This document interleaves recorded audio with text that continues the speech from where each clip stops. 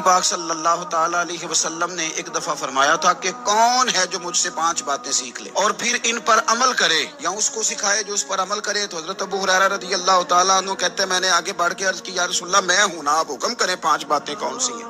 اللہ کے پیارے رسول صلی اللہ تعالی علیہ وسلم نے فرمایا اللہ تعالیٰ کی حرام کردہ چیزوں سے بچ جاؤ، سب سے بڑے عبادت گزار بن جاؤ گے۔ پھر نبی پاک صلی اللہ تعالی علیہ وسلم نے دوسری بات ارشاد فرمایا اللہ تعالیٰ کی تقسیم پہ راضی ہو جاؤ، سب سے بڑے غنی بن جاؤ گے۔ پھر حضور نے تیسری بات ارشاد فرمایا اپنے پڑوسی سے حسن سلوک کرو، مومن بن جاؤ گے۔ چوتھی بات ارشاد فرمایا لوگوں کے لیے بھی وہی پسند کرو جو اپنے لیے پسند کرتے ہو، تو بہترین مسلمان بن جاؤ گے۔